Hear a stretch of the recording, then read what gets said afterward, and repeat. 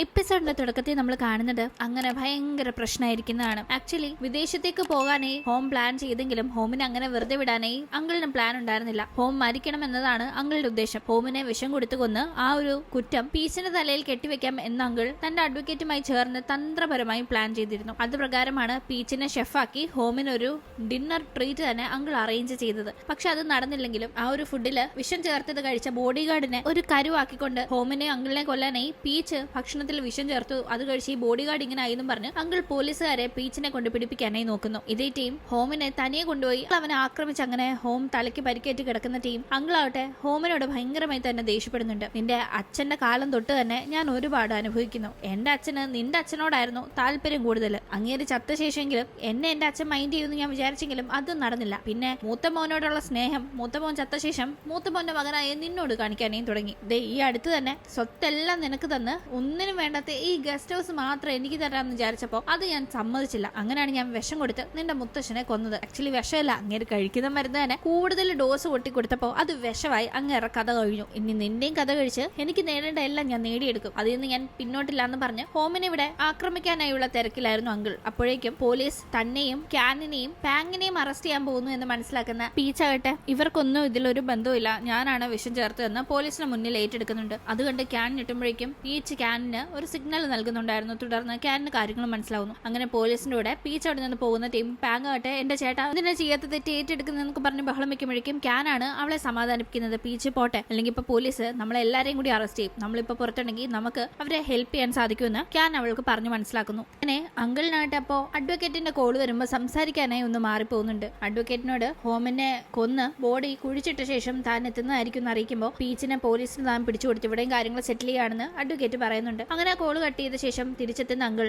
ഹോമിനെ ഇരുത്തിയെടുത്ത് കാണുന്നില്ല. അവൻ എവിടെയൊക്കെ ഒളിച്ചിരിക്കുകയാണെന്ന് മനസ്സിലാക്കി തിരക്കാനേ പോകുന്നു. അപ്പോഴേക്കും ക്യാനാകട്ടെ അഡ്വക്കേറ്റിന്റെ അടുത്തേക്ക് പോകുന്നുണ്ട്. അയാളപ്പോ അവളെ കാത്തിരിക്കുന്ന കണക്ക് നീ വരുമെന്ന് എനിക്ക് അറിയായിരുന്നു എന്ന് പറഞ്ഞാണ് സംസാരിച്ച് തുടങ്ങുന്നത് തന്നെ. നീ എന്താ വിചാരിച്ചത്? നീ പ്രതികാരം വീട്ടാനായിട്ടാണ് ഇവിടെ ജോലിക്ക് ജോയിൻ ചെയ്തതെന്ന് അറിയാതെയാണ് ഞാൻ നിന്നെ ഇവിടെ ജോലിക്ക് എടുത്തതെന്നോ? നിന്റെ വെറും തോന്നല. ആക്ച്വലി നീ പ്ലാൻ ചെയ്യായിരുന്നില്ല, ഞങ്ങളുടെ പ്ലാന്റെ ഒരു ഭാഗമാവുകയായിരുന്നു. നിന്നെ ഹോമിനെതിരെ തിരിക്കാനായി നിനക്ക് അവനോടുള്ള കലിപ്പ് മനസ്സിലാക്കിക്കൊണ്ട് ഞങ്ങൾ കാര്യങ്ങൾ ആസൂത്രണം ചെയ്ത് അതിന് നിന്നെ ഉപയോഗിക്കായിരുന്നു എന്നൊക്കെ പറയുമ്പോൾ അവൾ അത് കേട്ട് ഷോക്കാവുന്നുണ്ട്. അവൾ ഒരിക്കലും താൻ ഇവരുടെ ഗണിയിലും കൂടി വീഴുകയായിരുന്നു എന്നത് അറിഞ്ഞിരുന്നില്ല പ്രതികാരം വീട്ടാനായി ഇങ്ങോട്ട് എത്തിയ സമയം. അങ്ങനെ അങ്കിളാകട്ടെ ഹോമിനെ കണ്ടെത്തുന്നു. അവൻ കബോർഡിനകത്ത് കയറി ഒളിച്ചിരിക്കുകയാണെന്ന് അറിയുന്ന അങ്കിൾ അവിടെ ചെന്ന് നിൽക്കുന്നുണ്ട്. പക്ഷെ കബോർഡ് തുറന്നവനെ പിടികൂടുന്നില്ല. നീ അതിനകത്തുണ്ടെന്ന് എനിക്കറിയാം, നീയായിട്ട് എന്റെ അടുത്തേക്ക് വരും, അതിനായിട്ട് ഞാൻ ചില കാര്യങ്ങൾ നിനക്ക് അറിയാത്തത് പറഞ്ഞു തരാമെന്നും പറഞ്ഞ് അങ്കിൾ അവിടെ ഇരുന്ന് പറയുന്നത്. ആക്ച്വലി ഹോം കരുതുന്നത് കണക്ക് ഹോമിന് ആക്സിഡന്റ് സംഭവിക്കാൻ കാരണം ഹോമിന്റെ ആന്റി അല്ല. ആക്ച്വലി ആന്റിയുടെ കാറാണ് ആക്സിഡന്റ് വരുത്തിയതെങ്കിലും ആ കാർ ഓടിക്കാനായിട്ട്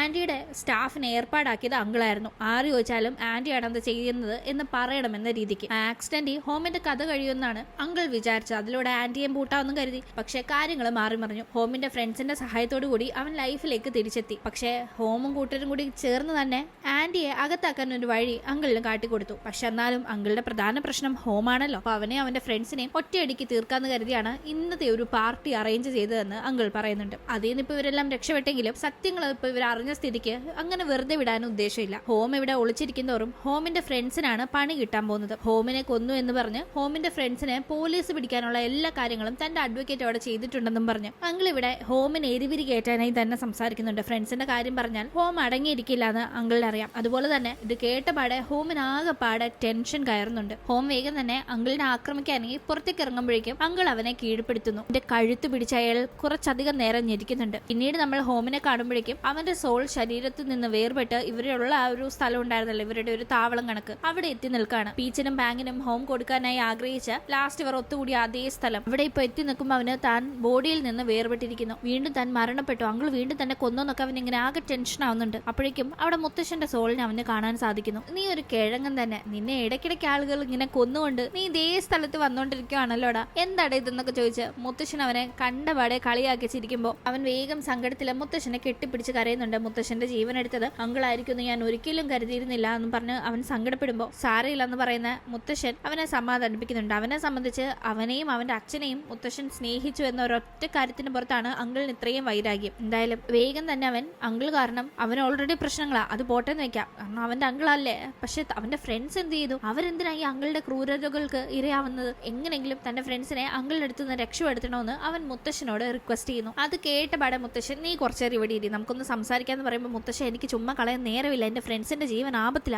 മുത്തശ്ശൻ എന്തെങ്കിലും ഒന്ന് പെട്ടെന്ന് ചെയ്യുന്നില്ല. അവൻ പറയുമ്പോൾ എടാ ഇപ്പോഴേ നിനക്കും എനിക്കും ഇങ്ങനെ കണ്ട് സംസാരിക്കാൻ പറ്റും, കുറച്ച് കഴിഞ്ഞാൽ അത് സാധിക്കില്ല, അതാ ഞാൻ പറയുന്നത്, നീ എന്നോടൊന്ന് സംസാരിക്കാനായിട്ട് ഇവിടെ ഇരിക്കുന്ന മുത്തശ്ശൻ അവനെ സമാധാനിപ്പിക്കുന്നു. ഇതിന്റെ ഇടയിൽ മറ്റൊരു കാര്യം നടന്നിരുന്നു. പീച്ചിനെ പോലീസ് അറസ്റ്റ് ചെയ്ത് അവിടെ നിന്ന് കൊണ്ടുപോകാനായി ഒരുങ്ങുന്ന ടീം പാങ് ഒരു പ്രേതം കണക്ക് പോലീസുകാരുടെ മുന്നിൽ ചെന്ന് അവരെ പേടിപ്പിച്ചിരുന്നു. ആക്ച്വലി ഇവിടെ വലിയ സംഭവമുള്ള കേസൊന്നും അല്ലല്ലോ. ഈ അഡ്വക്കേറ്റ് ആളുടെ ഇൻഫ്ലുവൻസ് ഉപയോഗിച്ച് അയാളുടെ കുറച്ച് കൂട്ടുകാരായ പോലീസുകാരെ വിളിച്ചോണ്ട് വന്ന് കള്ളക്കേസ് കൊടുക്കാൻ നോക്കുന്നതല്ലേ. അതുകൊണ്ട് തന്നെ ഈ പ്രേതത്തെ കണ്ടപാടെ അവർ ഇവിടെ നിന്ന് ആകെ പേടിച്ച് നേരെ വിളിച്ചോടി പോകുന്നുണ്ട്. പിന്നീടാണ് പീച്ചിന് തന്നെ ഇത് പാങ് ആണെന്ന് മനസ്സിലാവുന്നത്. നീ എന്ത് ഇവിടെ ചെയ്യുന്നത്, നീ ആ ഹോമിനെ എങ്ങനെയെങ്കിലും രക്ഷപ്പെടുത്താൻ നോക്കണ്ടായിരുന്നു എന്നെല്ലാം ചോദിക്കുമ്പോൾ ഹോമിനെ ഞാൻ എങ്ങനെ ഒറ്റയ്ക്ക് രക്ഷപ്പെടുത്താനാ, ഞാൻ അഡ്വക്കേറ്റിന്റെ പുറകിന് പോയിരിക്കാം, എനിക്കിപ്പോ ഇതല്ലേ പറ്റൂ, ഞാനിപ്പോ നിന്നെ രക്ഷിച്ചില്ല, നീ വേഗം ഹോമിന്റെ കാര്യങ്ങൾ പോയി നോക്കാനായി പാങ് പീച്ചിനോടും പറയുന്നു. അപ്പോഴേക്കും ക്യാൻ ആകട്ടെ അഡ്വക്കേറ്റ് അവളുടെ മുന്നിൽ വലിയ വീമ്പിളക്കാനായി പല കാര്യങ്ങൾ വിളിച്ചു കൂവിയിട്ടുണ്ടായിരുന്നു. അവരെ പ്രതിക്കൂട്ടിലാക്കുന്ന കാര്യങ്ങളൊക്കെ തന്നെയാണ് അതെങ്കിലും അയാൾ വലിയ വീമ്പിനാണ് അത് വിളിച്ചു കൂവുന്നത്. അവളാകട്ടെ അതൊക്കെ കറക്റ്റായി റെക്കോർഡ് ചെയ്യുന്നുണ്ടായിരുന്നു. അത് അയാൾ അറിഞ്ഞതും ഇല്ല. അയാൾ എല്ലാം പറഞ്ഞ് അവസാനിപ്പിച്ച ശേഷം അവൾ റെക്കോർഡ് ചെയ്തത് അയാളെ കാണിക്കുമ്പോഴേക്കും അയാൾ അടങ്ങിയിരിക്കുവോ, അവൾ എന്ത് മണ്ടിയല്ലേ. എന്നാലും അവളത് കാണിച്ച ശേഷം അയാൾ വേഗം തന്നെ ആ ഫോൺ വാങ്ങി തല്ലി പൊട്ടിക്കുകയും അവളെ ഉപദ്രവിക്കാൻ നോക്കുകയും ചെയ്യുന്നു. അപ്പോഴേക്കും ഭാഗ്യത്തിനും മറ്റേ വയ്യാണ്ടായ ബോഡി ഗാർഡ് ഉണ്ടല്ലോ, അയാളിപ്പോ ഒന്ന് നിവർന്ന് നിൽക്കാൻ പാങ്ങ് കിട്ടുമ്പോഴേക്കും എഴുന്നേറ്റ് വന്ന് ഈ അഡ്വക്കേറ്റിനെ അടിച്ചു വീഴ്ത്തുന്നുണ്ട്. പക്ഷെ അടുത്ത സെക്കൻഡ് അയാളും ക്ഷീണം കാരണം അവിടെ വീഴാണ്. അപ്പോഴേക്കും പാങ്ങും പീച്ചും ഓടിയെത്തുന്നു. ഇവിടുത്തെ കാര്യങ്ങൾ ഞങ്ങൾ നോക്കിക്കോളാം, നീ പോകാനായി പറഞ്ഞ് പീച്ചിനെ ഹോമിനെ രക്ഷപ്പെടുത്താനായി അവർ പറഞ്ഞു വിടുന്നുണ്ട്. അപ്പോഴേക്കും മുത്തശ്ശൻ ഹോമിനോട് സംസാരിച്ചു കഴിയുമ്പോൾ ശരി ഇനി നീ പോ, നിന്റെ കൂട്ടുകാരെ രക്ഷപ്പെടുത്താൻ സമയമായി എന്ന് പറയുമ്പോൾ അവൻ പക്ഷെ പോകാനായിട്ട് ഒരു സങ്കടപ്പെടുന്നുണ്ട്. കാരണം മുത്തശ്ശൻ ഇനി അവന് കാണാൻ സാധിക്കില്ല. മുത്തശ്ശൻ ഇവിടെ ചെയ്യേണ്ട കാര്യങ്ങളെല്ലാം ചെയ്തു തീർത്ത് ആഫ്റ്റർ ലൈഫിലേക്ക് മടങ്ങുകയാണ്. അതിനു മുന്നേ അവനെ ഇപ്പൊ ഒന്ന് കണ്ടുമുട്ടാനായി വന്നതാണ്. എന്തായാലും അവന്റെ സങ്കടം മനസ്സിലാക്കുന്ന മുത്തശ്ശൻ നീ നന്നായിട്ട് ജീവിക്കണം, സന്തോഷത്തിൽ ജീവിക്കണം, സക്സസ്ഫുൾ ആവണം, അതൊക്കെയാ മുത്തശ്ശന് സന്തോഷം തരുന്ന കാര്യം, നീ പോയി നിന്റെ കൂട്ടുകാരെ രക്ഷപ്പെടുത്താനേ പറഞ്ഞു അവന്റെ തലയ്ക്ക് ഒരു കൊട്ട് കൊടുക്കുമ്പോഴേക്കും അവൻ തിരിച്ച് അവന്റെ ബോഡിയിലേക്ക് എത്തുന്നുണ്ട്. ആക്ച്വലി അങ്കിൾ ഇപ്പോഴും അവന്റെ ഞെരിക്കുന്ന ആ ഒരു കാര്യം തന്നെയാണ് ഇവിടെ നടക്കുന്നത്. അപ്പൊ തന്നെയാണ് അവൻ തിരിച്ച് ബോഡിയിലേക്ക് പ്രവേശിക്കുന്നത്. ഭാഗ്യത്തിന് കഴുത്ത് ഞെരിച്ചിട്ടും ഹോം ചാവുന്നില്ല എന്ന് കാണുമ്പോൾ അങ്കിൾ കത്തിയെടുത്ത് അവനെ കുത്താനായി ഒരുങ്ങുന്ന അതേ ടീം തന്നെ പീച്ച് അങ്ങോട്ടേക്ക് എത്തി അങ്കിളിനെ തടയുന്നു. ഹോം കണ്ണു തുറക്കുമ്പോൾ അങ്കിളും പീച്ചും തമ്മിൽ കത്തിയും പിടിച്ചുകൊണ്ട് മൽപ്പിടുത്തം നടക്കുന്നത് കാണുന്നുണ്ടെങ്കിലും ഹോമിന് എണ്ണീറ്റ് നിന്ന് ഫൈറ്റ് ചെയ്യാനായിട്ടുള്ള ഒരു പാങ്ങും കിട്ടുന്നില്ല. പീച്ച് അങ്കിളുടെ കയ്യിൽ നിന്ന് കത്തി തട്ടിയിടുമ്പോഴേക്കും തറയിൽ വീഴുന്ന ആ ഒരു കത്തി എടുക്കാനായി ശ്രമിക്കുന്ന പീച്ചിനെ തടഞ്ഞുകൊണ്ട് ആ കത്തി പിടിച്ചു വാങ്ങി പീച്ചിന്റെ കാലിൽ തന്നെ അങ്കിൾ കുത്തുകയും ചെയ്യുന്നു. തുടർന്ന് വീണ്ടും പീച്ചിനെ ആക്രമിക്കാനായി അങ്കിൾ ശ്രമിക്കുമ്പോഴേക്കും ഹോം എഴുന്നേറ്റ് അവിടെ ഉണ്ടായിരുന്ന ഒരു കുടുക്ക എടുത്ത് പൊട്ടിക്കാണ്. ആ കാഴ്ച കണ്ട് അങ്കിൾ ആകെ ഷോക്കാവുന്നു. ഇതുമായി ബന്ധപ്പെട്ട് വലിയൊരു ഫ്ലാഷ് ബാക്ക് തന്നെ ഉണ്ടായിരുന്നു. കുട്ടിക്കാലത്ത് അങ്കിളിൽ ഒരു കുടുക്ക ഉണ്ടായിരുന്നു. പക്ഷെ ഒരിക്കൽ ആ കുടുക്ക പൊട്ടിയിരിക്കുന്നത് കണ്ട് അങ്കിൾ ചേട്ടനാണ്, അതായത് ഹോമിന്റെ അച്ഛനാണ് കുടുക്ക പൊട്ടിച്ചത് എന്ന ധാരണയില് പുള്ളിക്കാരനോട് വഴക്കുണ്ടാക്കാനായി തയ്യാറെടുത്തിരിക്കുകയാണ്. അപ്പോഴേക്കും ആകെപ്പാടെ ബാൻഡേജ് ഒക്കെ കെട്ടി വയ്യാത്തൊരവസ്ഥയിൽ ഹോസ്പിറ്റലിൽ നിന്ന് ചേട്ടനെ അച്ഛൻ കൂട്ടിക്കൊണ്ടുവരുന്ന കാഴ്ച കണ്ട് ഈ അങ്കിൾ കുട്ടിക്കാലത്ത് ഷൗട്ട് ചെയ്യുമ്പോൾ അവനല്ല ഞാനാ കുടുക്ക പൊട്ടിച്ചത്, ഇവനൊന്ന് ഹോസ്പിറ്റലിൽ കൊണ്ടുപോകാൻ എന്റെ ആവശ്യത്തിന് കാശ് ഉണ്ടായിരുന്നില്ല, അതുകൊണ്ട് പൊട്ടിക്കേണ്ടി വന്നതാണെന്ന് അച്ഛൻ പറയുന്നത് അങ്കിൾ കേട്ടിരുന്നില്ല. എന്റെ കുടുക്ക എന്നോട് ചോദിക്കാതെ പൊട്ടിച്ച് അതിലെ കാശ് എടുത്തുകൊണ്ട് പോയിട്ട് എനിക്കൊരു ന്യായീകരണവും കേൾക്കണ്ടെന്ന് അങ്കിൾ ഷൗട്ട് ചെയ്യുന്ന സമയത്ത് നിനക്ക് ഞാൻ വേറൊരു കുടുക്ക മേടിച്ചു തരാമെന്ന് പറഞ്ഞ് പിന്നീട് മുത്തശ്ശൻ അങ്കിളിന് വേണ്ടി ഒരു കുടുക്ക മേടിച്ചു കൊടുത്തെങ്കിലും ആ കുടുക്ക ദേഷ്യത്തിൽ അങ്കിൾ പൊട്ടിച്ചു കളയുകയായിരുന്നു. ഞാനെന്തിനാ കുടുക്കയില് കാശ് ചേർത്ത് വെക്കുന്നത്, എന്നിട്ട് നിങ്ങൾക്കത് നിങ്ങളുടെ മൂത്ത മോനെടുത്ത് കൊടുക്കാനാണോ എന്നൊക്കെ ചോദിച്ച് ഭയങ്കരമായി അങ്കിൾ അന്ന് പൊട്ടിത്തെറിച്ചപ്പോ ഇപ്പൊ എന്ത് പറഞ്ഞാലും അങ്കിളുടെ തലയിൽ കയറില്ല എന്ന് മനസ്സിലാക്കുന്ന മുത്തശ്ശൻ അങ്കിളിന് വേണ്ടി അങ്കിൾ പോലും അറിയാതെ കൊച്ചുനാളിലെ മുതലേ ആദ്യമൊക്കെ ഇവർ വളരെ കഷ്ടപ്പെട്ട് ജീവിച്ചിരുന്ന ആ ഒരു സമയം തൊട്ടാണെങ്കിൽ പോലും അങ്കിളിന് വേണ്ടി പ്രത്യേകമായി സേവിങ്സ് വെച്ചിട്ടുണ്ടായിരുന്നു. എന്തിനേറെ സ്വത്തൊന്നും തനിക്ക് തരുന്നില്ല, ആകെ ഗസ്റ്റ് ഹൗസ് മാത്രമാണ് തരുന്നതെന്ന് പോലും അങ്കിൾ തെറ്റിദ്ധരിച്ചെങ്കിലും അതായിരുന്നില്ല സത്യം. ഒരുപാട് കാര്യങ്ങൾ അങ്കിളിന് വേണ്ടി മുത്തശ്ശൻ സേവ് ചെയ്ത് വെച്ചിട്ടുണ്ടായിരുന്നു. പക്ഷെ അതൊന്നും മുത്തശ്ശനിൽ നിന്ന് മനസ്സിലാക്കാനുള്ള ആ ഒരു സാവകാശമൊന്നും അങ്കിൾ മുത്തശ്ശന് നൽകിയില്ല. വെറും തെറ്റിദ്ധാരണയുടെ പേരിൽ മുത്തശ്ശനെ കൊല്ലുകയായിരുന്നു. ഇപ്പൊ ഈ ഒരു പിക്കി ബാങ്ക് ഹോം ഇവിടെ പൊട്ടിക്കാൻ കാരണവും അത് തന്നെയാണ്. മുന്നേ അവൻ മുത്തശ്ശനോട് സംസാരിച്ച സമയത്ത് മുത്തശ്ശൻ അങ്കിളിന്റെ പല തെറ്റിദ്ധാരണയുടെ കാര്യവും ഹോമിന് പറഞ്ഞു കൊടുത്തിരുന്നു. അത് കേട്ടവൻ ഇപ്പൊ ആ ഒരു പിക്കി ബാങ്ക് ഇവിടെ പൊട്ടിക്കുമ്പോൾ അതിനകത്ത് മുത്തശ്ശൻ അങ്കിളിന് വേണ്ടി ചേർത്ത് വെച്ച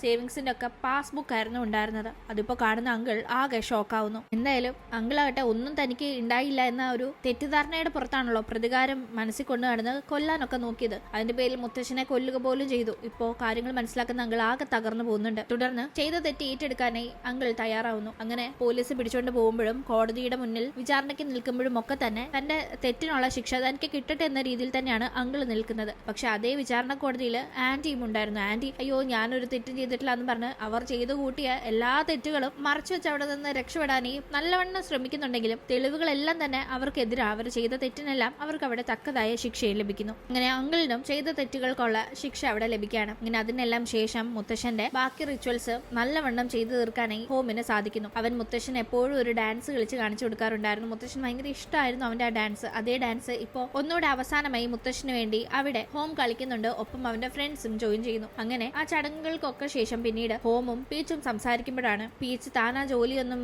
ചെയ്യുന്നില്ല, വിദേശത്തൊന്നും പോകുന്നില്ല എന്ന കാര്യം അറിയിക്കുന്നത്. ഈ നാട്ടിലെ പ്രേതത്തെ കൊണ്ട് ഞാൻ പൊറുതിമുട്ടിയിരിക്കുക. ഇനി ആ ഭാഷ അറിയാത്ത നാട്ടിൽ പോയി ആ പ്രേതത്തിന്റെ കയ്യിൽ നിന്നും വാങ്ങിച്ചു കൂടാനേ എനിക്ക് വയ്യാന്നല്ല പീച്ച് പറഞ്ഞു ചിരിക്കുമ്പോൾ ഹോം ഒരുപാട് ഹാപ്പി ആവുന്നു. പീച്ച് പോകാത്ത സ്ഥിതിക്ക് താനും വിദേശത്തേക്ക് മടങ്ങി പോകുന്നില്ല എന്ന് ഹോമും തീരുമാനിക്കുന്നുണ്ട്. അങ്ങനെ ഇവരിപ്പോ ഉള്ള ഈ ഒരു സ്ഥലമില്ലേ അതൊരു റെസ്റ്റോറന്റ് ആക്കി മാറ്റി എല്ലാവരും കൂടി അത് ഒന്നിച്ച് നടത്തിക്കൊണ്ട് പോകാനായി അവർ പ്ലാൻ ചെയ്ത് കാര്യങ്ങളൊക്കെ അങ്ങനെ സെറ്റ് ചെയ്ത് ഹാപ്പിയായി അവിടെ ടൈം സ്പെൻഡ് ചെയ്യാണ്. അതിന്റെ ഇടയിലായിട്ട് ഈ കാര്യങ്ങളൊക്കെ ലൈവായി തന്റെ യൂട്യൂബ് ചാനലിൽ സ്ട്രീം ചെയ്യാനായി പാങ് മറക്കുന്നുമില്ല. തുടർന്ന് ആ തിരക്കുകൾക്കിടയിൽ പീച്ചും ഹോമും ഇരുന്ന് സംസാരിക്കുമ്പോൾ മുത്തശ്ശൻ നിന്നോട് എപ്പോഴും ഹോമിന്റെ അർത്ഥം എന്താണെന്ന് ചോദിക്കാറില്ലേ, നിനക്കതിപ്പോ മനസ്സിലായോന്ന് പീച്ച് തിരക്കുമ്പോൾ അവൻ അവിടെ ഉണ്ടായിരുന്ന പാങ്ങിനും ക്യാനിനും ബോഡി ഗാർഡിനും ഒക്കെ നേരെ വിരൽ ചൂണ്ടാണ്. എന്താണെന്ന് അത് കണ്ട് മനസ്സിലാവാതെ പീച്ച് തിരക്കുമ്പോൾ ദേ നീയും ഇവരും ഉൾപ്പെടെ എന്റെ പ്രിയപ്പെട്ടവരുള്ള ഈ ഒരു സ്ഥലം എനിക്കിപ്പോ എന്റെ ഹോമാണ്. അതേ കണക്കാണ് നമുക്ക് നമ്മുടെ പ്രിയപ്പെട്ടവരുള്ള സ്ഥലമെല്ലാം പ്രിയപ്പെട്ടതായി മാറും. ആ പ്രിയപ്പെട്ട ഒരിടത്തിനെ വിളിക്കുന്ന പേരാണ് ഹോം. അതിപ്പോ ഞാൻ തിരിച്ചറിയുന്നുണ്ട്. ഏത് സ്ഥലം എന്നതല്ല, പ്രിയപ്പെട്ടവർ നമ്മുടെ കൂടെ ഉള്ള ഒരു സ്ഥലം, അതാണ് നമുക്ക് എന്നും പ്രിയപ്പെട്ടതായി മാറുകയെന്ന് പറഞ്ഞ് അവൻ അങ്ങനെ ഇവരുടെ കൂടെ ഹാപ്പിയായി ടൈം സ്പെൻഡ് ചെയ്യുന്നിടത്ത് ഈ ഒരു കഥ ഇവിടെ അങ്ങനെ സന്തോഷകരമായി അവസാനിക്കുകയാണ്. ഈ ഒരു കുഞ്ഞ് ഫാന്റസി ഹൊറർ കോമഡി ഡ്രാമ കൂട്ടുകാർക്ക് ഇഷ്ടപ്പെട്ട് കാണുമെന്ന് പ്രതീക്ഷിക്കുന്നു. പുതിയൊരു ഡ്രാമയുമായി നമുക്ക് എത്രയും പെട്ടെന്ന് കണ്ടുമുട്ടാം. ബൈ.